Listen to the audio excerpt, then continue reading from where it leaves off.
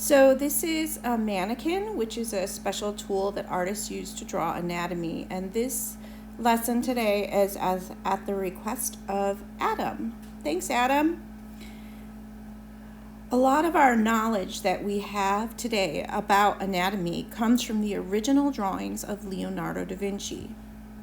It was really gross, but during the Renaissance, Leonardo da Vinci would go into graves, dig up bodies, and actually dissect them and look into them and basically take them apart. And he learned a lot about human anatomy by doing this. If he had been caught doing it, he would have been arrested and probably killed because it was considered illegal, and also it was against the laws of the church. If you were to do that today, it's still illegal to rob graves. It's really not a good practice. But it speaks to the incredible curiosity that Leonardo da Vinci had that made him a genius. So anyways, these last two drawings have been the anatomical drawings from Leonardo da Vinci. There's a whole pile of them if you want to look it up online. And this is a drawing of a human heart. In 5th grade, you're supposed to be doing anatomical drawings of skeletons, and so this is a great lesson that ties in with your science curriculum.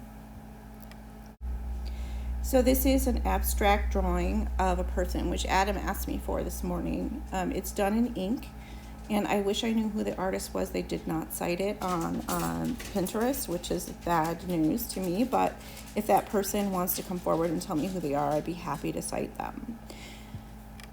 So Adam asked me to do like limbs that were coming off, and I felt kind of uncomfortable doing that. I know I've gotten in trouble before for having kids draw zombies, so I would just as soon avoid getting in trouble. Anyways, this is the Scream, a woodcut by Edvard Munch, who was an abstract expressionist. Look at the picture and tell me what you think you see happening in this picture. By the way, Munch did several drawings and paintings and woodcuts of this painting. It's super famous, and I know you all have seen it in various cartoons and TV shows that are geared towards children. What's going on in this picture? Who are the figures in the background? Why is the man screaming? What else does this remind you of? This is a drawing by H.R. Giger. H.R. Giger did the drawings and the artwork for the Aliens movies. I don't know if you've seen them. They're classics, but they're probably a little old for most of my 5th graders. Anyways, H.R. Giger is known for his macabre drawings. That's M-A-C-A-B-R-E, macabre drawings. And his macabre drawings are drawings that are basically kind of horror drawings, or drawings that are not pretty. They kind of deal with kind of the negative and frightening emotions that people have. And fear is part of the human experience. In fact, fear is a healthy emotion that allows us to flee or fight in times of danger. So the macabre drawings, this H.R. Giger is basically the king of macabre and horror drawings. This is a drawing by Katie Kollwitz. What do you see in this picture? What do you think is happening? Why do you think Katie Kollwitz drew this drawing? Katie Kollwitz was an artist in Germany during World War II. Her son was killed during the war, and that's when her art career began. She expressed the horror and the feelings of absence and the sadness that she felt when her son died through her beautiful black and white drawings.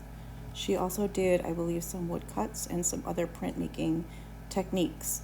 Woodcuts are when you carve into a surface of wood and create a print using ink and brayers, which I know you guys all know what that means.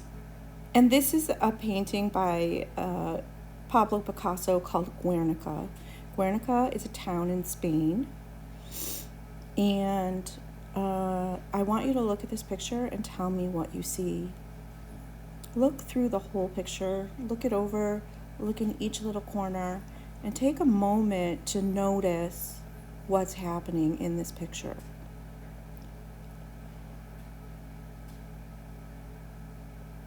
So Guernica, there was a Spanish dictator, and I think his name was Frank.